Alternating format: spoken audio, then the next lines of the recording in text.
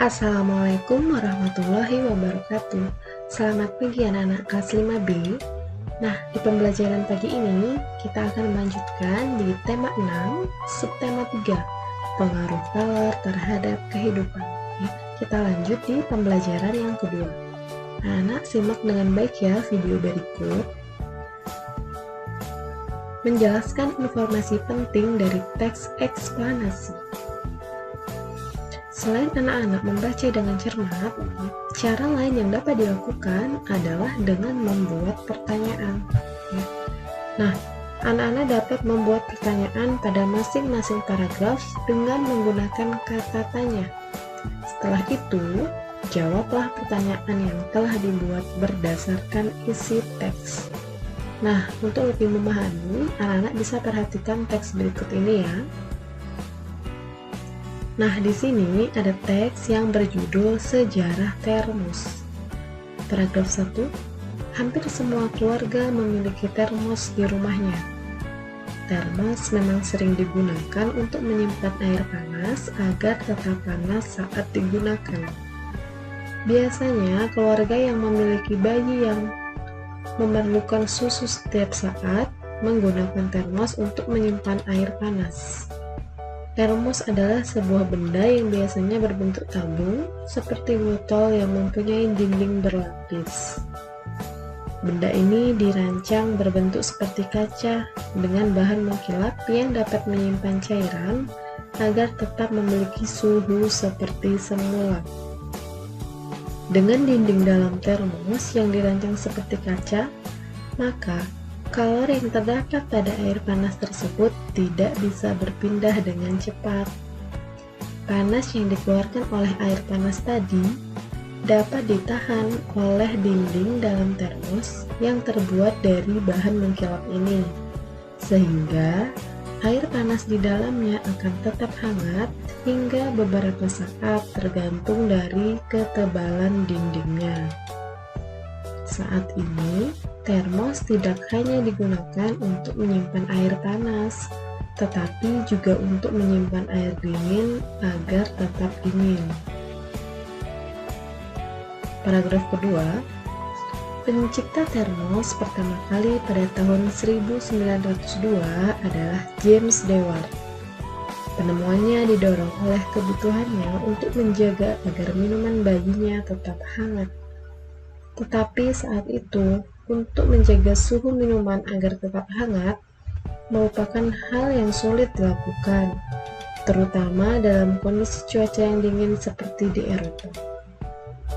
Paragraf ketiga, karena kebutuhan inilah, James Dewar menemukan cara membuat botol hampa udara. Botol hampa udara merupakan wadah dari kaca berdinding ganda dengan ruang di antara dindingnya dikosongkan dan ditutup rapat untuk mencegah agar panas tidak menjalar. Sementara dinding sebelah dalam botol tersebut dilapisi perak untuk mempertahankan panas. Botol hampa udara itulah yang kemudian menjadi cikal bakal lahirnya termos.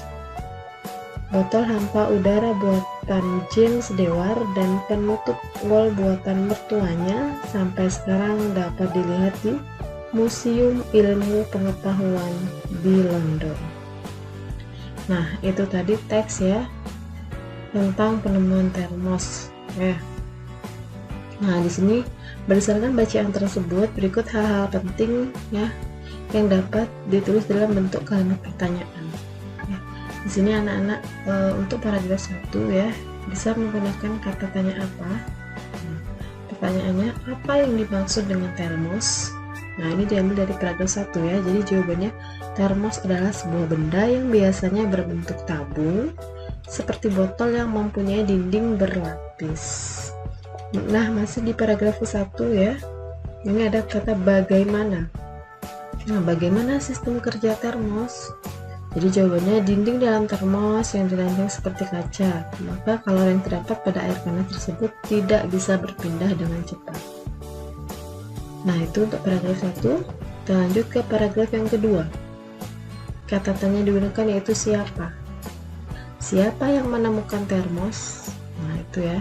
Jawabannya, pencipta termos pertama kali pada tahun 1902 adalah James Dewar. Nah, selanjutnya kita lanjut ke paragraf yang kedua masih ya. Apa? Nah, di sini apa yang membuat James Dewar bisa menemukan termos?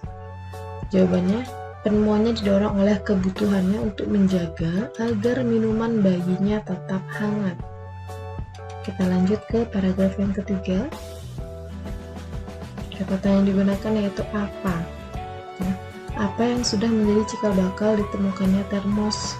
Jawabannya, botol hampa udara itulah yang kemudian menjadi cikal bakal lahirnya termos. Jadi, botol hampa udara ya, yang menjadi cikal bakal ditemukannya termos.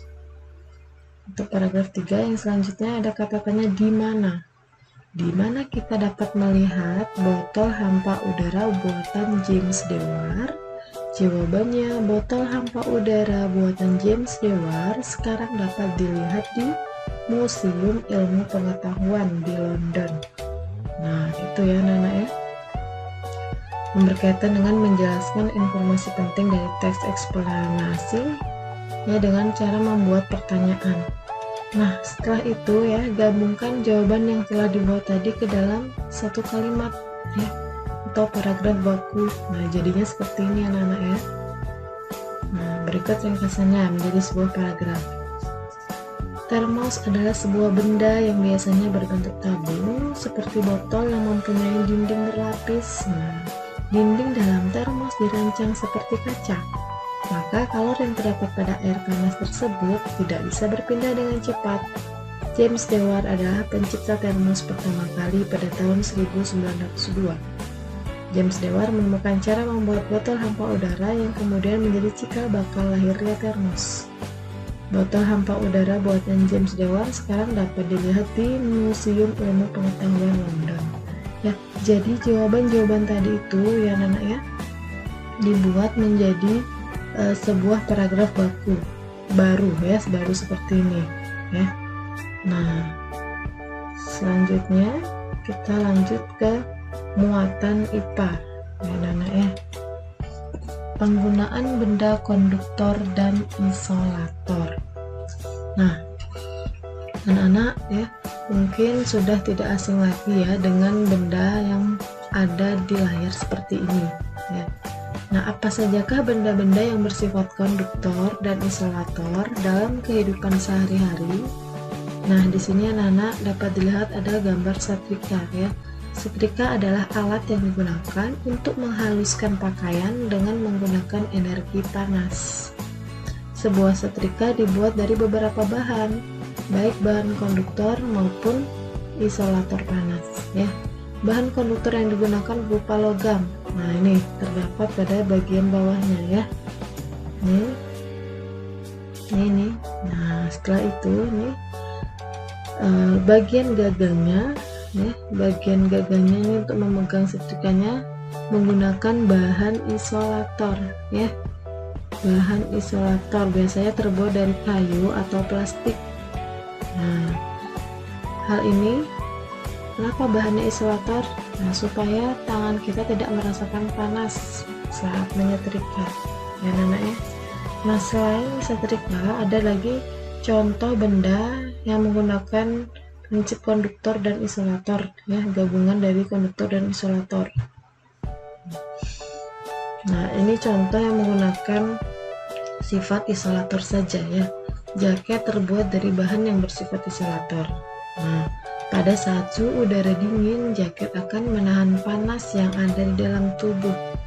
Ya, nah, selain jaket ya, ada juga pakaian lain yang sama fungsinya, yaitu sweater. Nah, sweater ini menahan panas tubuh kita agar tidak keluar, sehingga badan kita tetap hangat. Kita lanjutkan ke gambar cerita. Nah, gambar cerita pada sampul depan buku. Gambar cerita adalah gambar yang menceritakan suatu adegan atau peristiwa. Ya, Nana ya. Nah, di dalam buku atau majalah biasanya terdapat gambar cerita. Nah, adapun Anak-anak dapat lihat di sini fungsi dari gambar cerita, yaitu 1. Memperjelas alur cerita. Yang kedua, memperjelas isi pesan dalam promosi suatu barang. Yang ketiga, menarik perhatian. Yang keempat, menambah nilai artistik keindahan.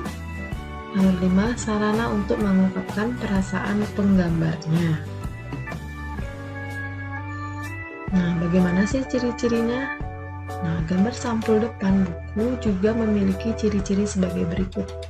Yang pertama, gambar berisi tentang isi buku. Ya, jadi gambar yang di depan itu menceritakan tentang isi buku tersebut. Yang kedua, gambar yang disajikan harus menarik. Yang ketiga, terdapat judul buku yang ditulis dengan ukuran huruf lebih besar dari tulisan lainnya. Seperti nama penulis dan nama penerbit bukunya ini kecil ya. Jadi judul bukunya ini hurufnya lebih besar, fontnya ukurannya lebih besar dan lebih menonjol. Dan nomor 4, warna yang digunakan dapat menarik perhatian pembaca. Nah, berikut ini anak-anak contoh gambar cerita ya. Anak-anak lihat di sini ada sampul buku TIK ya, judulnya ini, judul bukunya TIK, Teknologi Informasi dan Komunikasi untuk SDMI kelas 3. Nah, ya, gambar tersebut termasuk gambar cerita yang ada pada sampul depan buku. Gambar tersebut berisi ilustrasi 2 orang anak sedang mendengarkan musik dari telepon genggam. Nah, ya, dapat lihat di sini sudah dideskripsikan ya. Nah, ini gambar tersebut menunjukkan kemajuan zaman dalam menggunakan alat komunikasi digital.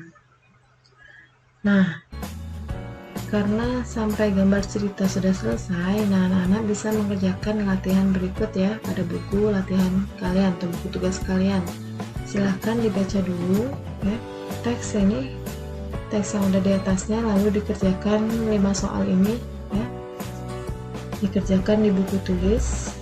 Nah, setelah itu untuk yang selanjutnya, nah ini anak-anak bisa dipelajari latihan soalnya ya sebagai penambah wawasan kalian ya.